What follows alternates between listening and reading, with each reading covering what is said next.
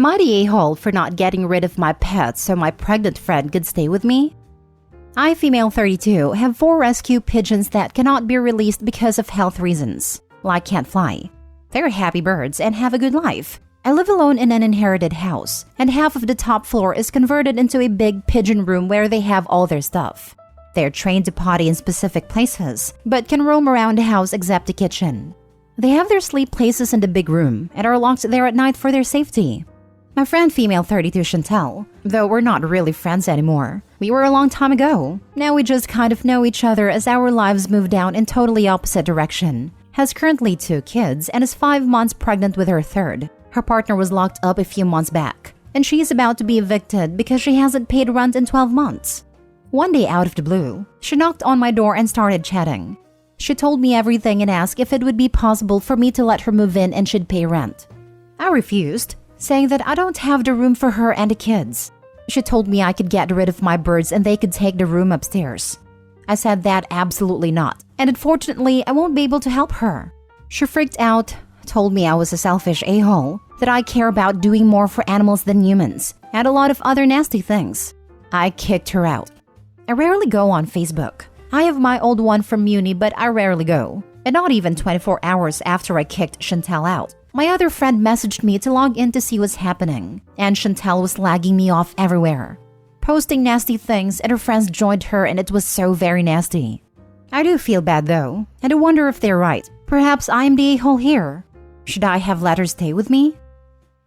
Now for the top comments. Not the a-hole. She got kicked out for not paying rent for over a year and then told you she'd definitely pay you rent? Does that seem likely to you? You'd end up being trapped in your own home by someone who'd then claim, I have a newborn, you can't kick me out, and constantly find another reason to force you to let her occupy your home with her family while contributing nothing. That was what got me too. Entitled lady won't pay a dime. Not the a-hole OP. Exactly. And if all her friends are so happy to jump on board the trash OP train, why don't they put her up? OP's definitely not the a-hole and dodged a bullet. Who the heck knocks on someone's door and asks them to get rid of their pets so they can move in? Not the a-hole. Especially when it's someone you haven't really been in contact with for some time. So not the a-hole. Not the a-hole. Chantel's situation is sad for her and especially her kids, but it is not your responsibility. Why can't one of the friends who joined her in slagging you off take her in? Yes, that's exactly what I was thinking when I read this. Let one of those friends of hers take her and her brood in. My best guess is that they won't, because they know they won't get rent money. Next story.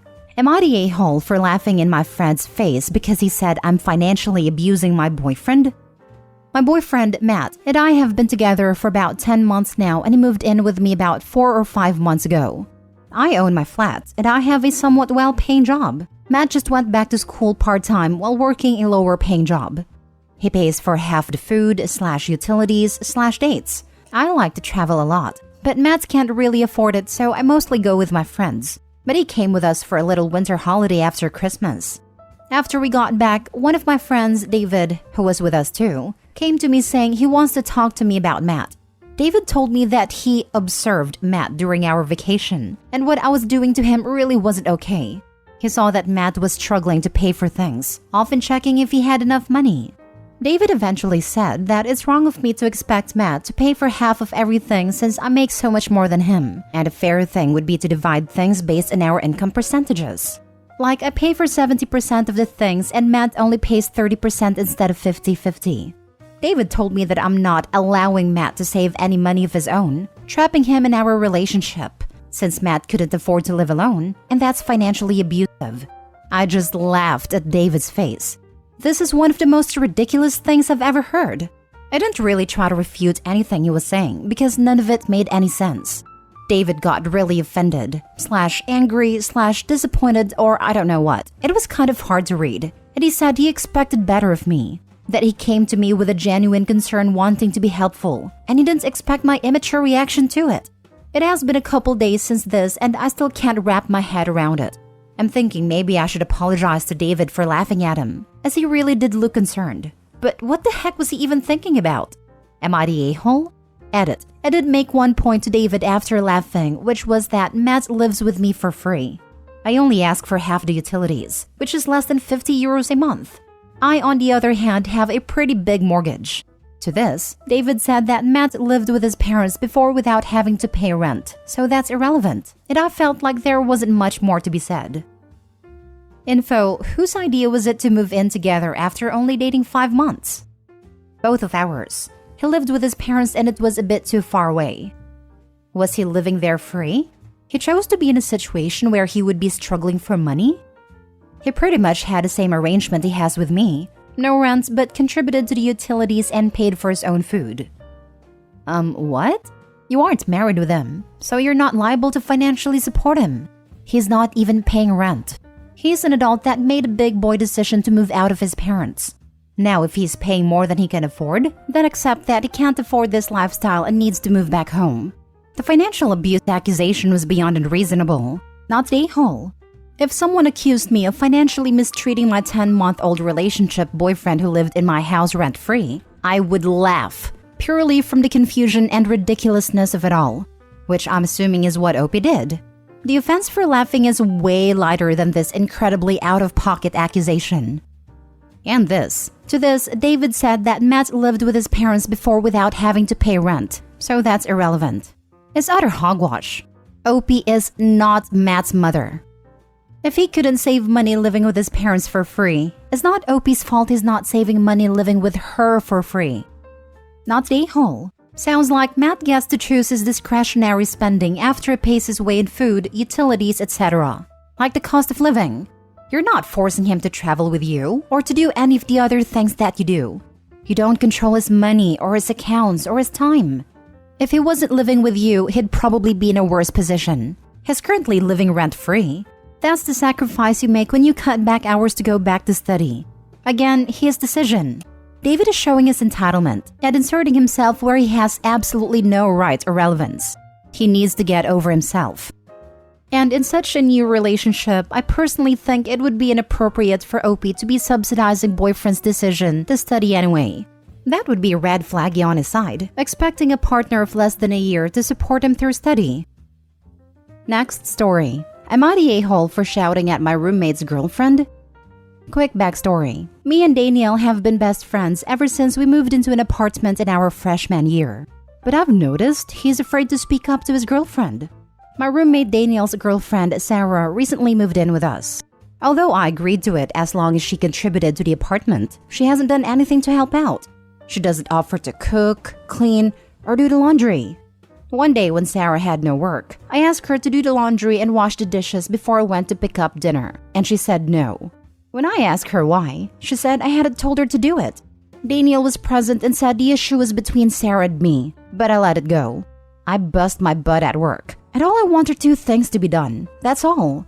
She is completely lazy and doesn't do any work for the apartment. It's always me and Danielle. I approached Danielle to tell him and he said to me, "It's not a big deal. Let it go." I told him that she's living here for free, she doesn't pay for any expenses, and the least she can do is do some laundry once in a while and help around the house. This recent incident really ticked me off. The day I was going to work, I woke up at 6 a.m. fully energized. I made myself dinner for that night and left it in the fridge.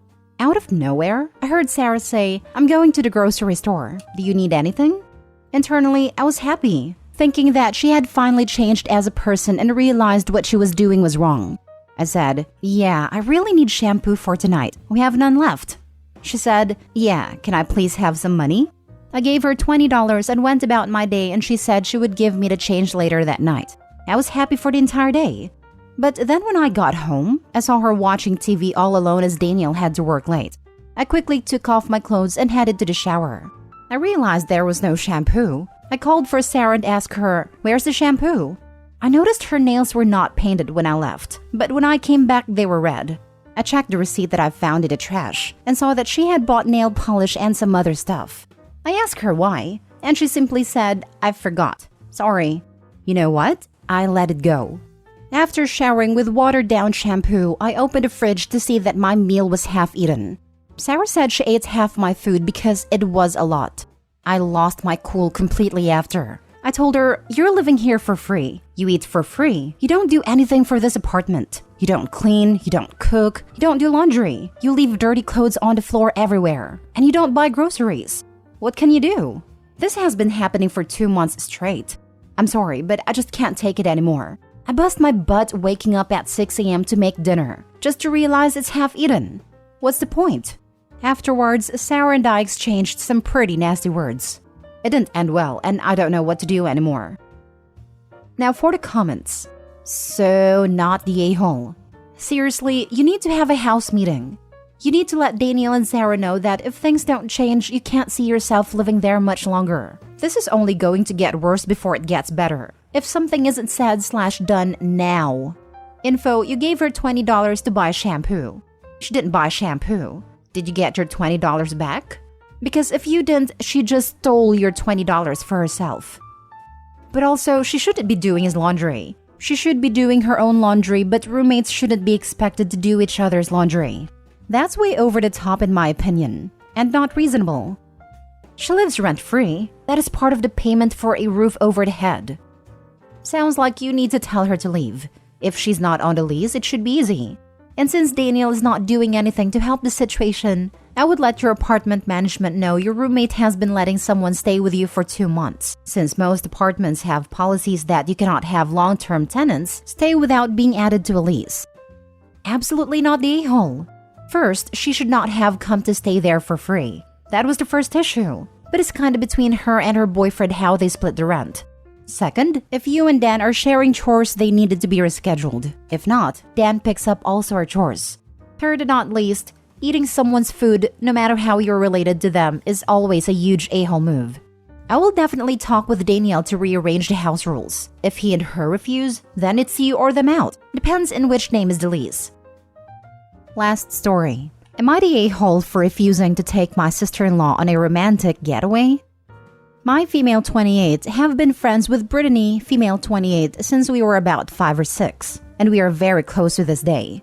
As part of having a friendship with me, she was around my brother, who would be 30, quite a lot as children, and their romance blossomed as teenagers. They were married 5 years ago. Unfortunately, my brother passed 2 years ago in a tragic accident and left behind a mountain of debt for Brittany. She was 8 months pregnant at a time, and ended up moving in with my parents. Her and her daughter, Lilac, 2 female, live with my parents to this day, and the family alternate watching Lilac so Brittany can get her degree. Everyone has really rallied around Brittany in such a trying time. For Christmas, my husband, male 30, bought an all-exclusive trip for him and I to explore Paris and have a romantic getaway. I've always had friends on my wish list, and I'm so grateful to him for such a wonderful gift. We leave in February for 2 weeks, and it is honestly a dream come true. I told my parents about the gift, and they then told Brittany, who called me in floods of tears asking that I take her instead of my husband. She said that she will never be able to experience a romantic getaway like that with her own husband, and that we, my husband and I, could just go again at another time. She said she gave up everything to raise Lilac, and she would love for us to have a girls' trip like we did when we were younger.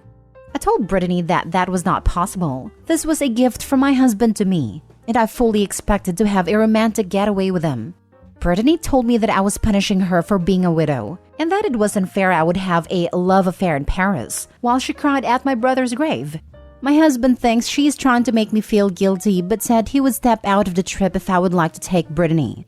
The thing is that I want to go with my husband, but my parents have since called to tell me that they would watch Lilac and that I should not rub my happy marriage in Brittany's face. My mom told me I would be selfish to leave a grieving widow over Valentine's Day. Am I being an a-hole? Not the a-hole. That's such an unreasonable request, and frankly, if that's the way she feels, she should be going for therapy. You're not throwing your marriage in her face. You're celebrating your marriage between you and your husband. Moreover, your parents are the ones who told Brittany about the trip, not you. So how can they say you are rubbing it in her face? Take a weekend with her to the spa if you want to, but do not compromise about your Christmas gift.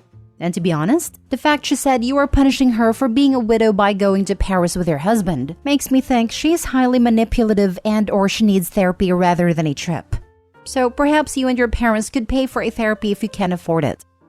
OMG, what is wrong with the people around you? If you and your husband were just dating now and he gave you a ring and proposed to you, would she expect to be the one he married? Because after all, she doesn't have a husband anymore. I understand how difficult it has been for her. It's a very sad story. But you guys are doing all you can to help her. I can't even believe she would ask you to do that. I think she's wallowing in self-pity a little too much, or maybe she's just not thinking clearly. But it was a ridiculous request, and there's no way in hell you should honor it. Your parents should also know better. I don't understand what they're thinking. A trip to Paris is not cheap. It's not like you're going to the local beach and you can afford to go there next year too. It was a gift from your husband to you. Go with your husband and tell the rest of them that you should try to save for another trip, and then you and her can go together maybe next year. Yes, she lost her husband, but you lost your brother. I'm sure you could use a little happiness in your life as well. Go to Paris. Do not feel guilty. Enjoy the heck out of yourselves. The rest of them will get over it. If not, they're not very good friends/family. I had a similar thought. What the heck is wrong with these people? It's like the post about a girl whose family had a go at her because her girlfriend gave her a cake on her birthday and posted a picture on Insta saying happy birthday just because her birthday was the day her nephew passed away. Why do some people think everyone else should stop celebrating because they lost someone? And I do mean after the grieving period.